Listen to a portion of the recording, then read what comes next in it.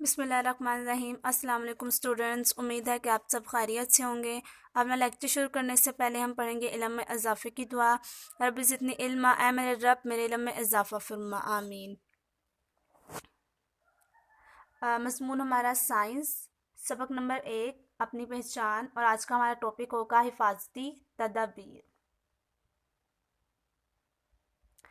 जैसे कि पिछले टॉपिक में हमने मलेरिया और डेंगू के बारे में पढ़ा था कि मलेरिया हमें किस तरीके से होता है, किसके काटने से होता है, डेंगू बुखार कैसे फैलता है, डेंगू बुखार का जो मौजब है वो कौन सा वायरस है, और किस मच्छर के काटने से हमें डेंगू बुखार होता है, और वो कौन सी अलामात हैं जिसकी वजह से हमें पता चलता है कि हमें डेंगू बुखार हो रहे हैं। ये हमने मलेरिया और डेंगू के बारे में पीछे पढ़ा। अब हमने ये पढ़ना है कि इन मलेरिया और डेंगू बुखार से हम कैसे बच सकते हैं, कौन सी हिफाजती तदाबीर इस्तेमाल करके, कौन से सेफ्टी प्रिकॉशंस इस्तेमाल करके हम क्या नाम है मलेरिया और डेंगू जैसी बीमारियों से बच सकते हैं। तो इसमें जो सबसे पहला पॉइंट है वो उन्होंने लिखा है जी, घर से बाहर निकलते वक्त जिस्म के नंगे हिस्सों पर मच्छर भगाने वाला लोशन लगाएं। यानी कि अगर आप कहीं बाहर जा रहे हैं तो आपने अपने जिस्म के वो हिस्से जिन पर कपड़ा नहीं है, यानी कि अपने हाथों पर, अपने पाँव पर, यहाँ पे जो नंगे हिस्से हैं आपके, वहाँ पर आपने मच्छर भगाने वाला लोशन लगाना है। दूसरा पॉइंट है मच्छरदानी के अंदर सोएं। यानी कि रात के वक्त आपने जो मच्छरदानी होती है आपने उसके अंदर सोना है।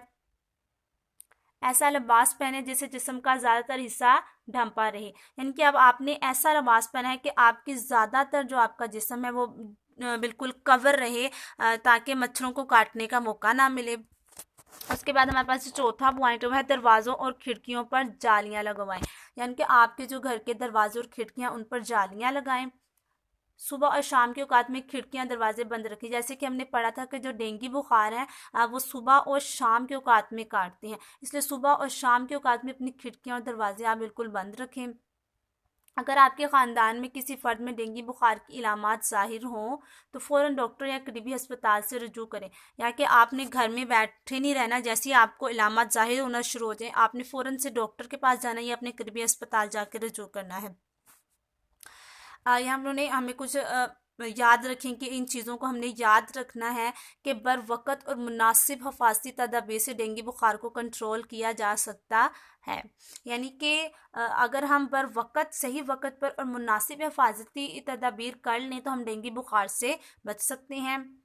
घर और गलियों को साफ़ सुथरा रखें। यानी कि आपने अपने घर को, अपनी गलियों को साफ़ सुथरा रखना है। वहाँ गंद नहीं पड़ने देना, आपने वहाँ पर पानी को खड़ा नहीं रहने देना है। अपने आसपास की जगहों पर पानी खड़ा ना होने दें। यानी कि आज जहाँ आप रहते हैं वहाँ आसपास की जगहों पर आपने बिल्कुल भी पानी को खड़े नहीं होने दें, क्योंकि जो डेंगू बुखार का मच्छर है जिसे कि हम एडिस मच्छर कहते हैं, ये खड़े और साफ पानी पर परवरिश पाता है। एडिस मच्छर आमतौर पर साफ और खड़े पानी में अंडे देते हैं। यानी कि अभी हमने पीछे भी बात की कि जो एडिस मच्छर है वो साफ और खड़े पानी पर परवरिश पाता है, यानी कि अपने जो अंडे हैं वो साफ और खड़े पानी पर देता है। इसलिए पानी की टैंकी, घड़े, ड्रम और जानवरों के पानी पिलाने वाले बर्तनों को ढांप कर रखें। अक्सर हम देखते हैं कि हमारे घर में टैंकियाँ होती हैं, घड़े मौजूद होते हैं, तो आपने उन पे ढक्कन देकर रखना है, उनको बिल्कुल ढांप कर रखना है, क्योंकि वो साफ़ पानी होती हैं और वो खड़ा पानी होता है, और एडिस मच्छर जो होता है वो साफ़ और खड़े पानी में परवरिश पाता है। तो इसलिए ऐसी चीज़ों पर उनके होने का अमकान ज़्यादा होता है। इसलिए अब अपनी पानी की टंकियों को, घड़ों को, ड्रम को और जानवरों को पिलाने वाले जो बर्तन होते हैं, पानी पिलाने वाले जो बर्तन होते हैं, उनको भी खासकर आप लोग ढांप कर रखें, ताकि वहाँ पर एडिस मच्छर ना बैठ सकें। उसके अलावा गुलदानों और फवारों में से पानी को रोज़ाना निकाल दिया करें।